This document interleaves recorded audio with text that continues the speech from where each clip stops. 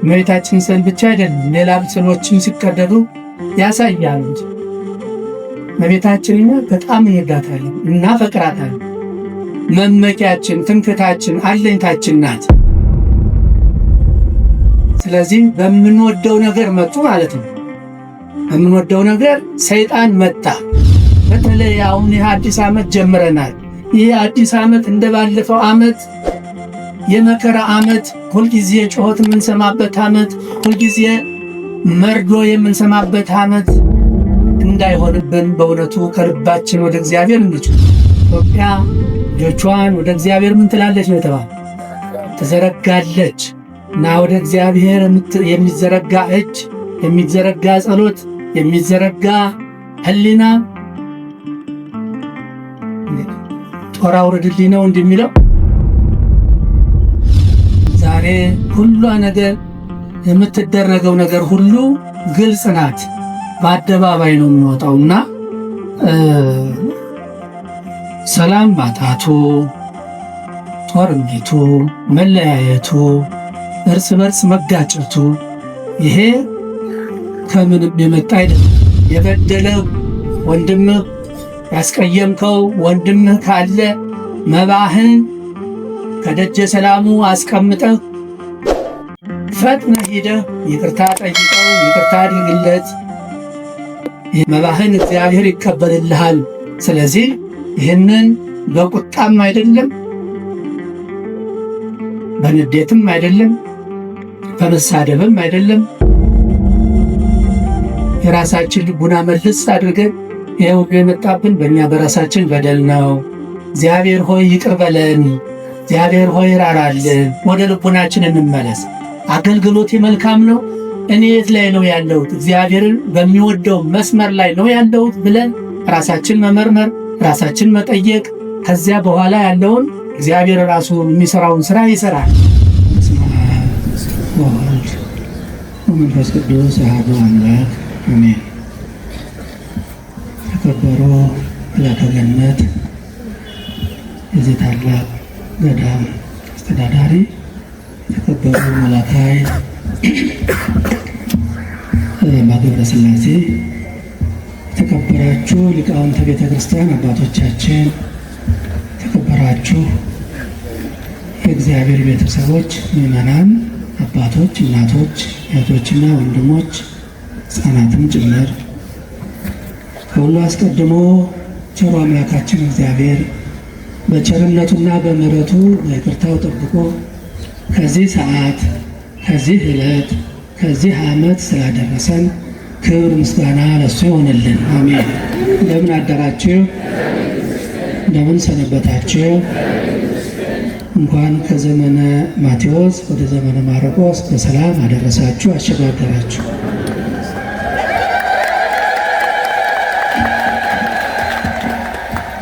ዛሬ ሁሉ ነገር የምትደረገው ነገር ሁሉ ግልጽ ናት፣ በአደባባይ ነው የሚወጣውና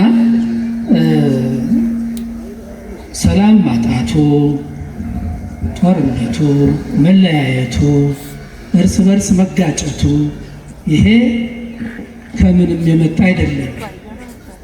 ደግሞ ጥላቻው ከውጭ ከመጡ ሰዎች ጋር አይደለም፣ ድንበር ከሚጋፉ ሰዎች ጋር አይደለም፣ ከኢአማንያን ብቻ ጋር አይደለም።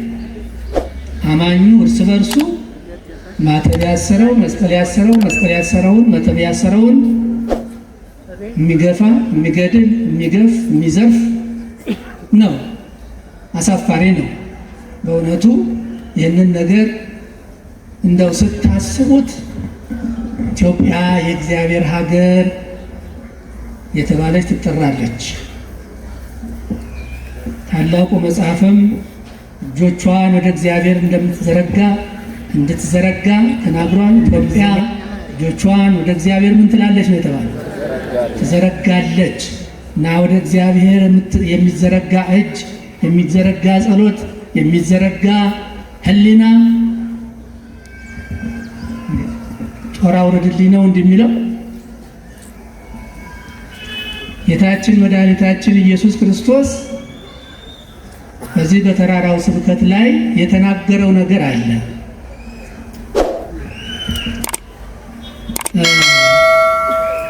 ለምኑ ይሰጣችኋል፣ በራንኳኩ ይከፈትላችኋል። ለሚያንኳኳ፣ ለሚጸልይ፣ ለሚለምን ይሰጠዋል የሚላል እና ከዚያ ላይ ዝቅ ብሎ ምንድነው ያለው? ከእናንተ ልጃችሁ ዳቦ ቢለምናችሁ ዳቦ ስጡኝ ቢላችሁ መርዙ ይግደለው ብላችሁ እባብ ትሰጡታላችሁ? ጊንጥ ተሰጡታላችሁ? ኧረ የሚሰጥ የለም። የሚሰጥ የለም አይደል? የሚሰጥ የለም። እናንተ ደካሞች ስትሆኑ፣ ክፉዎች ስትሆኑ፣ እንደዚህ በልጆቻችሁ የማትጨክኑ ከሆነ የሰማዩ አባታችሁ ብትለምኑት በጎውን ነገር አይነሳችሁም፣ ይሰጣችኋል። እና ወደ እግዚአብሔር የሚዘረጋ እጅ ከእግዚአብሔር ምሕረት እንዲቀበል፣ ከእግዚአብሔር ይቅርታ እንዲቀበል፣ ከእግዚአብሔር ምሕረቱን ቸርነቱን እንዲቀበል ነው የሚዘረጋው። ስለዚህ ይህ እጅ አሁንም ቢሆን ሊቃውንቱ ከሌሊቱ ጀምሮ ከትላንት ከዋዜማው ጀምሮ ሲደክሙ፣ ምዕመናኑም እንደዚሁ ከሌሊቱ ጀምራችሁ ስትጎርፉ እንደዚህ እንደ አበባ ደምቃችሁ አሸብርቃችሁ በአውደ ምሕረቱ ተሰብስባችሁ የጸለያችሁት ጸሎት ያቀረባችሁት መባ ከእግዚአብሔር ፊት እንዲቀርብ ከእግዚአብሔር ፊት ቀርቦ ደግሞ በከንቱ እንዲመለስ አይደለም። እና ምንድን ነው ያለው? የበደለህ ወንድምህ ያስቀየምከው ወንድምህ ካለ መባህን ከደጀ ሰላሙ አስቀምጠህ ፈጥነህ ሂደህ ይቅርታ ጠይቀው፣ ይቅርታ አድርግለት። ይህንን አድርገህ መባህን ስታቀርብ መባህን እግዚአብሔር ይቀበልልሃል። ይህንን ካላደረግህ ግን መባህም ጸሎትህም ቅዳሴህም ከእግዚአብሔር ፊት አይቀርብም። ይህ ከባድ ነው፣ ከባድ ነው። እንግዲህ እያንዳንዳችን ልቡናችንን እንየው፣ እንፈትሸው፣ እንመርምረው። እንዴት አድርገን ያቀረብነው ወደ እግዚአብሔር? እንዴት አድርገን ነው ከትናንትና ጀምሮ የቀረበው የእግዚአብሔር ቃል፣ ይሄ የማይጠገበው ቃሉ፣ ሕይወት የሆነው ቃሉ፣ ከሰማይ የመጣው ምስጋና ከእግዚአብሔር ፊት እንዲቀርብ አድርገን ማቅረብ የምንችለው በምንድን ነው? አዎ እርስ በርሳችን እንደ አንድ ልብ መካሪ፣ እንደ አንድ ቃል ተናጋሪ፣ ልቡናችን አንድ ሆኖ ሀሳባችን አንድ ሆኖ በፍቅር በሰላም በይቅርታ የቀረበ እንደሆነ እግዚአብሔር ይቀበለዋል። ሀገር ትባረካለች፣ ሀገር ትቀደሳለች፣ ሰላም ይመጣል። ያለዚያ በልማድ መባውንም አምጥተን የምንወረውረው ከሆነ ጧፉንም አብርተነው የምንሄድ ከሆነ እንደዚሁ በአውደ ምሕረቱ ተሰብስበን ተመልሰን ቃሉን ሰምተን ከንፈራችን መጠን የምንመለስ ከሆነ ሁልጊዜ መመላለስ ብቻ ይሆናል። ወገኖች ከዚህ ወጥተን ልቡናችን አጽድተን ንጹሕ አድርገን ወደ እግዚአብሔር መቅረብ ያስፈልገናል። በተለይ አሁን ይህ አዲስ ዓመት ጀምረናል። ይህ አዲስ ዓመት እንደ ባለፈው ዓመት የመከራ ዓመት፣ ሁልጊዜ ጩኸት የምንሰማበት ዓመት፣ ሁልጊዜ መርዶ የምንሰማበት ዓመት እንዳይሆንብን በእውነቱ ከልባችን ወደ እግዚአብሔር እንጩህ። መጽሐፍ ቅዱስን ታስታውሳላችሁ።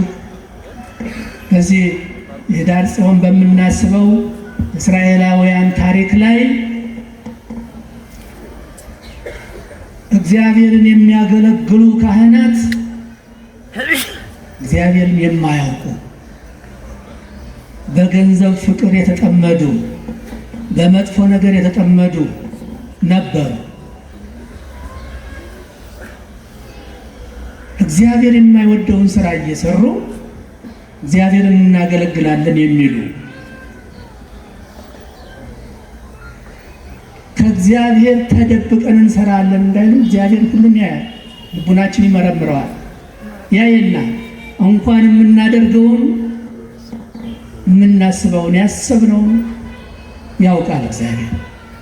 ስለዚህ እንደዚህ አይነት እየሰሩ እግዚአብሔር ተቆጣና በዘመናቸው የነበረውን ከእግዚአብሔር ጋር የሚገናኙበትን ያን ሙሴ በደብረ ሲና በደብረ ኮሬብ የተቀበለውን ታቦቱን አስማረኩት አይደል? ወሰዱ። እነዚያ የማያምኑ ሰዎች የተቀደሰውን የእግዚአብሔርን ማደሪያ ታቦቱን ጽላቱን ወሰዱ፣ ተማረከ። ግን በሄደበት እግዚአብሔር ቸርነት እግዚአብሔር ማደሪያ የሆነው ብዙ ስራ እንደሰራ ታስታውሳላችሁ። ወደዚያ ታሪክ ሊገባ አይደለም። ያ የሆነው በሰዎቹ በደል የእግዚአብሔር ሰዎች ነን በሚሉት ሰዎች በተሰራው በደል በተሰራው ኃጢአት ነው። ሰሞኑን አንድ ነገር አለ አይደል? የእመቤታችን ስዕል አይደል? እመቤታችን ስዕል ብቻ አይደለም፣ ሌላ ምስሎችን ሲቀደዱ ያሳያል እንጂ እመቤታችን እኛ በጣም እንወዳታለን፣ እናፈቅራታለን። መመኪያችን፣ ትምክህታችን፣ አለኝታችን ናት። ስለዚህ በምንወደው ነገር መጡ ማለት ነው። በምንወደው ነገር ሰይጣን መጣ። የኛ ልብ ቢመለስ ከዚህ ድፍረት ውስጥ የሚገባ አልነበረም።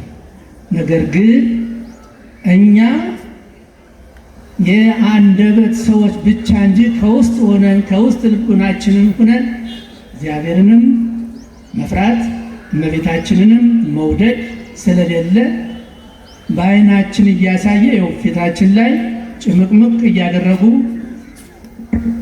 እንድንናደድ፣ እንድንናገር፣ እንድንታሰር ለማስደረግ ሰይጣን የዘረጋው ወጥመድ ነው፣ መስመር ነው።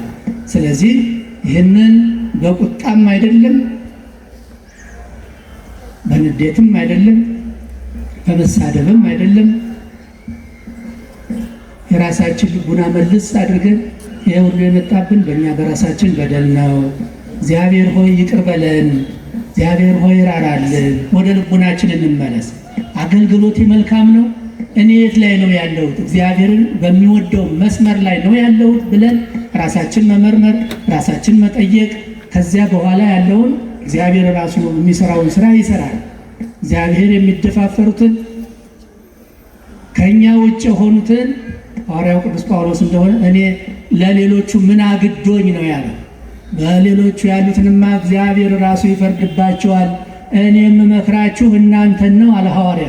እኔም የምነግራችሁ እናንተን ነው፣ የምመክራችሁ እናንተን ነው። እናንተ ወደ ልቡናችሁ ተመለሱ። ከእናንተ ውጭ የሆኑትን ከእምነታችን ውጭ የሆኑትን ደግሞ እግዚአብሔር እሱ በቸርነቱ ይጠይቃቸዋል። እና ስለዚህ ወደ ራሳችን እንመለስ። አምላካችን እግዚአብሔር በዓሉን የበረከት በዓል ያደርግልን፣ በቸርነቱ ይጠብቀን፣ የዛሬ ዓመት በሰላም በጤና ያድርሰን። አምላካችን እግዚአብሔር የእመቤታችን ረድኤቷን በረከቷን ከሁላችን ጋር ያደርግልን።